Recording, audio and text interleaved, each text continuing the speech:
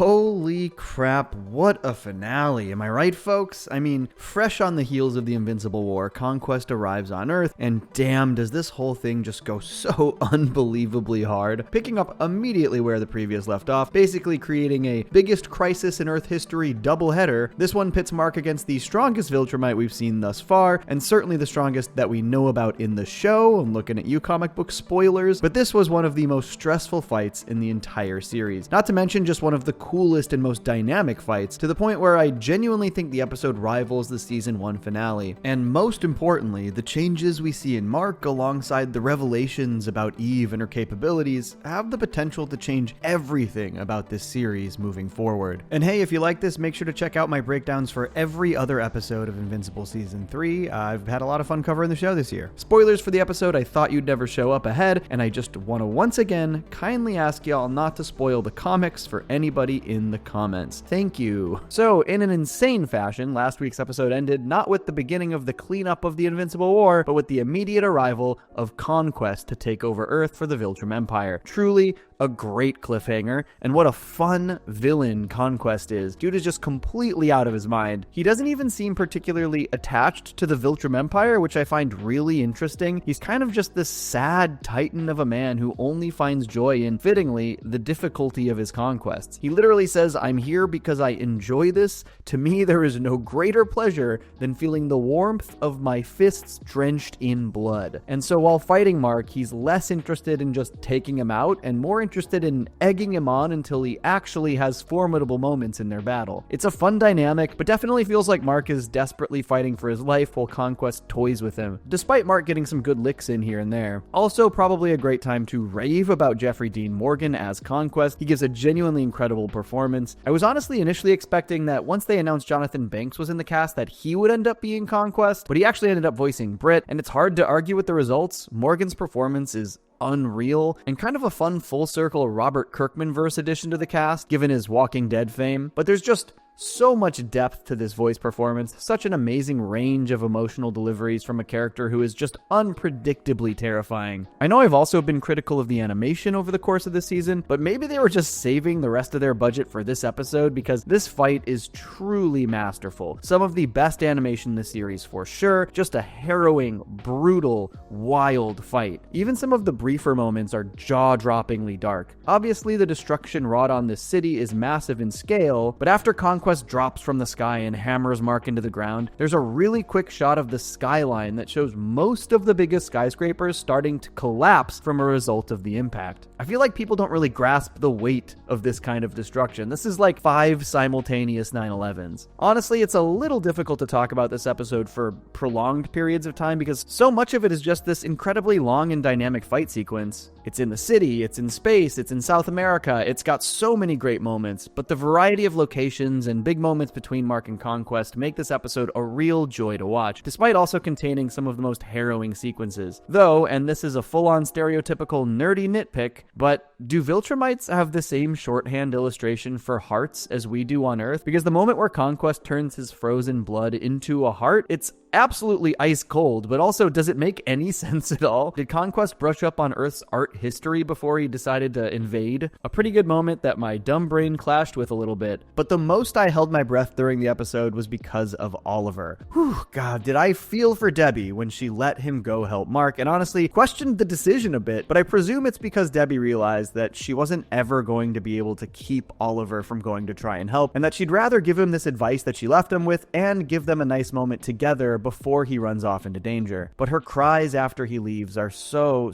brutal and so sad. My God, when Conquest turns his focus to Oliver though, and he holds him above his head, telling him he's gonna rip him in half and eat his heart, I really thought that was it for Oliver. I was watching through my fingers, dreading the result, and I'm so glad that this is not how Oliver goes out. That would have been just an absolutely jaw-droppingly dark way to end his life. And I also really feel for Mark, who just desperately tried to get Oliver out of there before being forced to watch his brother brother nearly be torn in half. Really glad he managed to save him. And Mark going absolutely nuts to protect his loved ones is a real common thread in this episode, but we will get there. It's a big part of the episode later. Honestly, this moment in South America that starts on the beach where Conquest just drives Mark through countless people, absolutely brutalizing them, tearing them in half. It's arguably more insane than Nolan's train shenanigans in the season 1 finale. Unbridled horror. This guy is a true monster. I mentioned this earlier, but Conquest is such a fascinating villain here. He basically lays out that even amongst Viltrumites, he's sort of an outlier. He has absolutely no real meaningful connections. He's used as this weapon of mass destruction that goes planet to planet conquering, and even as he gets better and better at it and continues to help the Empire fulfill their goals, he isn't more respected, he's more feared, further marginalized from his own people. There's this moment where he whispers that he is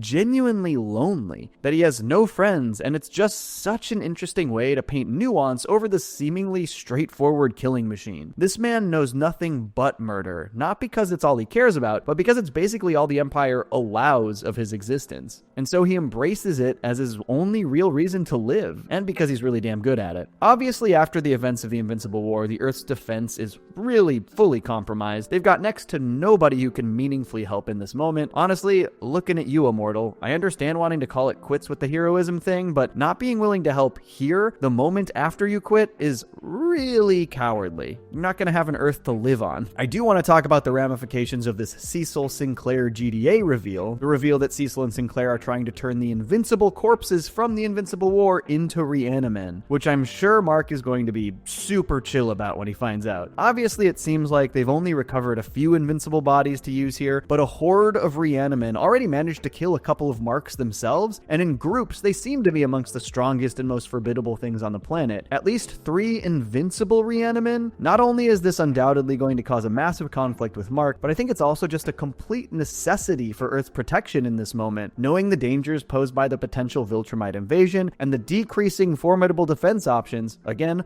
looking at you, Immortal, I just don't think there's any other option that the GDA knows about in this moment. Obviously, they might actually have Nolan, Alan, and potentially more defecting Viltrumites to help, but the GDA has no idea that this is a possibility, so I'm pretty eager to see if Mark's new attitude post-season 3 will help him overcome the issues he would obviously have with Cecil using the corpses of his dead alternate selves to create loyal soldiers for the GDA. But the other huge asset they're going to have is Adam Eve, and this is an episode that finally starts to reveal the absolutely massive potential of her abilities, and the fact that she is genuinely one of the strongest beings that exists. Even while injured and recovering, Eve wakes up and insists on being sent into the field to help Mark, and I think this episode is again another great extension of what we've seen from their relationship so far. They are so committed to one another, and they cannot comprehend putting themselves first. They both go so far out of their way to protect and support one another, and in both instances, they motivate each other to be stronger. Even before the big Eve moment in this episode, she puts up an outrageously good fight against Conquest. Even though she's not as physically strong as Mark and can't take as many hits, the way she fights Conquest is arguably much more impressive and wildly creative. It was so sick to see her really showcase her potential against the absolute strongest opponent we've seen so far, primarily in defense of Mark. This stuff absolutely rules. Of course, as I mentioned, she isn't as physically strong, so when Conquest does finally get to her,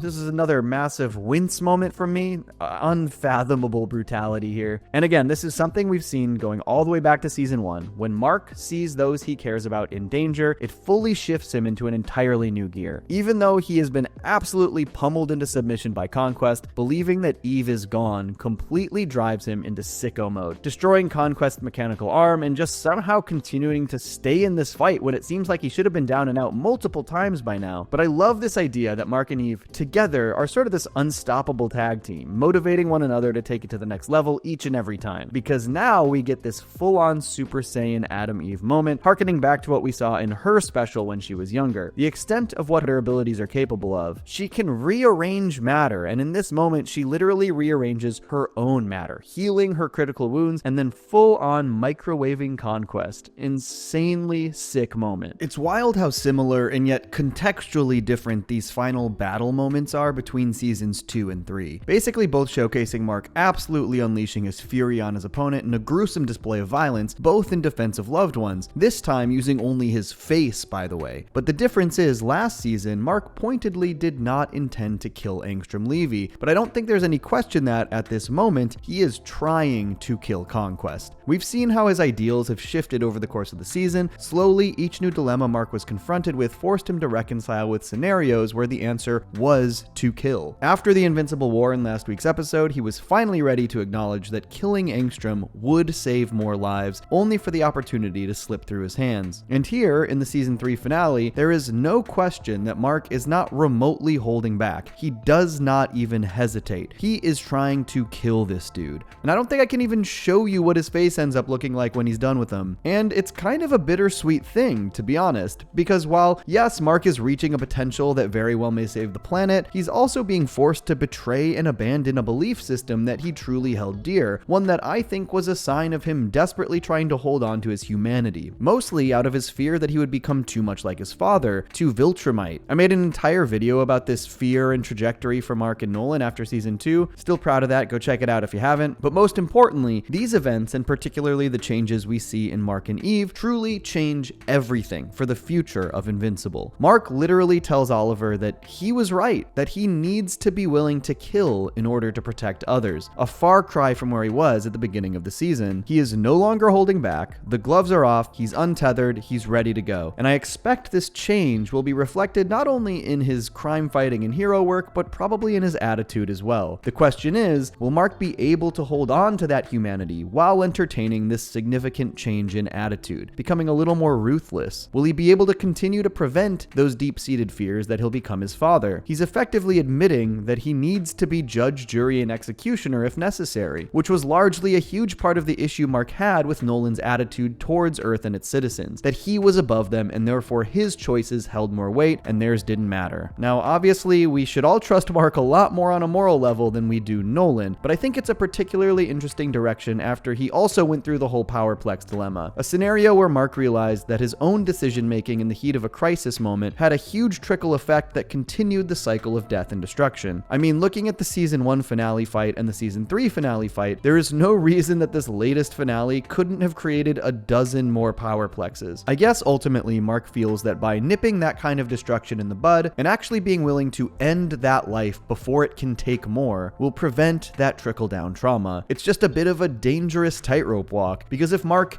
is that much more willing to kill, is that much more willing to be judge, jury, and executioner, there is much less room for error. And if he f***s it up, he might just be seen by the world as another killer Invincible, just like his alternate brethren. Might just be seen as another Viltrumite, like Conquest and like his father. He has to truly avoid mistakes at all costs if he wants to maintain public favor and be able to continue to protect the planet. Eve's evolution here is also clearly a huge game changer. She's always been incredibly powerful, but the fight against Conquest truly showed another level of her capabilities, even before the full ability unlock that altered her own molecular structure. And I am so eager to see how Eve starts to exercise these abilities beyond what we've seen, and if we should expect her to continue to train in a way that levels her up to another absolute top-tier meta-human. But the thing I'm maybe expecting a bit more concernedly is that Cecil is absolutely going to want to try and tap in and take advantage of the limitless potential of Eve's unblocked abilities. The ability to manipulate, create, and change matter just creates far too many possibilities for him to ignore it. The GDA is already capable of so much, and Eve can basically do any of what they do with a snap of her fingers when her abilities are unchecked. It's a time and money saver on an unbelievable level. The rest of this episode does a ton of narrative cleanup, kind of like the end of the last episode, except it really is the finale this time. Eve opens up to Mark about the extent of her abilities and the blocks and why she survived. Debbie understandably spirals about the lives that her children are living and how unfair it is that so much is foisted upon them. Mark straight up tells Cecil to burn Conquest's body, which, okay Mark, you know Cecil, you should have watched them burn that body. We'll get to that later. And then we get to see Rex's funeral as well. Before we get to the emotion of this scene, which I like, I have to apologize for once again griping about the animation, but the juxtaposition of this episode going from the absolutely unreal execution of the Conquest fight to this, bro, half of these characters are straight up copy pasted from their model sheets. This is the kind of corner cutting that really bums me out. Not even gonna give these characters like a mournful hand-folded pose like they managed for Rudy and Amanda. Just straight-faced, forward staring. Rough, man. But I do love the emotion behind this scene and the way they stopped to honor Rex. Honestly, Rex had such a great sort of sleeper arc, in my opinion. He was obviously very hateable at first, and he never really strayed too far from that big personality that made him stand out. But over these 3 seasons, he slowly adjusted his more core actions in a way that showed growth and endeared him to the audience. If any character's death deserves a full scene to honor them, I think it's this one. I will say though, I kinda hate that Rudy decided to change his name to Rex. Dude already non-consensually cloned Rex and put himself in the body, and I kinda think that just fully adopting his name now as well is more disrespectful than it is respectful. Just putting all the finishing touches on your long con identity theft, Rudy? But Eve's speech was the kind of short and sweet emotional punch that I really love in this show, as she tearfully and mournfully says that Rex was her first everything, good and bad, and that's all she can even manage. Honestly, it's all she needed to say. You fully understand the complex emotions Eve is feeling. They've fully experienced every emotion together. He was one of her first real confidants and partners. They grew together as heroes, and he was also someone who fully betrayed her trust and won it back. I love her conversation with Mark after this as well, where she talks about how much he changed and how much she laments that she didn't get to spend more time with him. I also love this scene in terms of Mark and Eve's relationship. There are so many dudes who would just be so jealous over their girlfriends saying that they wished they'd spent more time with their ex, but Eve and Mark have so much trust in each other, and Mark understands what Eve and Rex's relationship was. This also leads to a really sweet moment where Mark ill-fittingly smiles at Eve simply because he's just so happy and relieved that she's even alive. And it's kind of the first time that he expresses to her that he really thought she was dead. That is pretty heavy. I know this is an action show, and so many fans are a little impatient when it comes to sitting through character stuff before the more plot-driven action, but I don't think the show works without these kinds of well-written and nuanced relationship dynamics. The action doesn't mean anything if the characters' relationships don't matter to us. The remainder of the episode does some pretty fun table setting, and like, sort of a lot of it, maybe too much. Even right at the end of this really intimate scene where Eve helps Mark into bed, we see that his costume that she matter manipulated off of him seems to be melting into this pink goo, which I expect is definitely related somehow to Eve's abilities and her Super Saiyan episode from the Conquest fight. Really no idea what it means, but very curious. We get a new cliffhanger with the Sequids revealing that they seem to be amassing some head crab zombies in the sewer, which sounds like exactly what Earth needs to deal with post-Invincible War and Conquest. Never a break, is there? Battle Beast awakens from his space hibernation. God knows what he's gonna get up to next season. He's actually also got a whole new comic book miniseries releasing this year at some point, which makes me curious if they'll also be doing some sort of special for him in the future. I'd really like to see that, honestly. Angstrom is given a new mechanical arm by the technicians, who throw out some heavy dimensional takeover implications. It's going to be really interesting to see how they intend to use Angstrom and his powers for their own goals, and these dudes overall seem pretty formidable. And of course, and I fully blame Mark for not following through on this, Cecil has kept Conquest alive in a bunker prison 6 miles underground with seemingly enough fail-safes to make sure he doesn't escape, but like, why are you tempting fate, bro? I do understand wanting to extract as much info about Viltrum as possible, but dude, this guy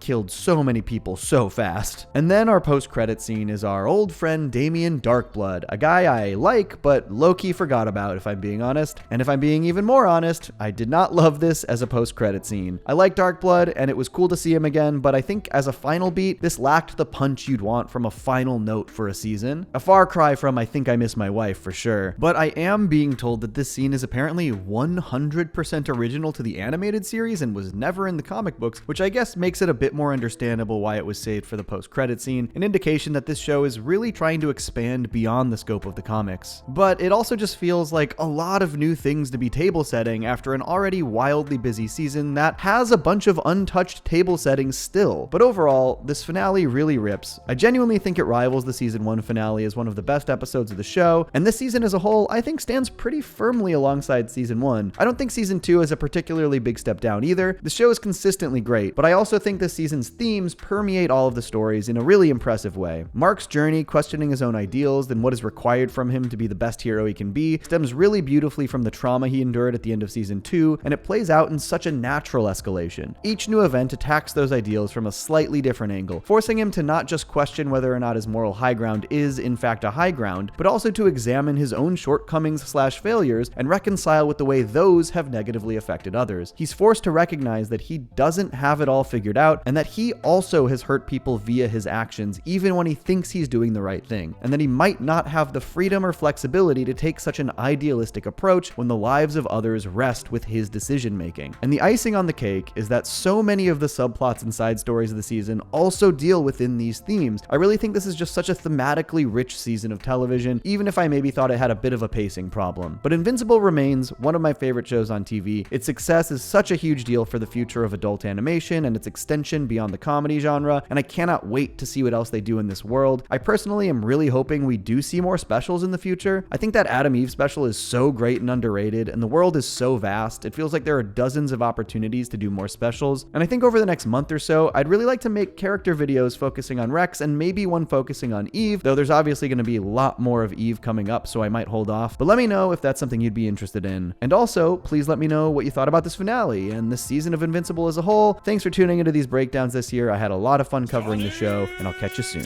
Peace. I stay mellow watching Johnny two cellos. He talks cartoons, he's a really cool fellow. He keeps you posted on adult cartoons. If that's what you're into, then grab a spoon and a very big bowl of your favorite cereal. Feels like Saturday morning cartoon material. Johnny two cellos, watch him on YouTube. Now enjoy this groove and bust a move.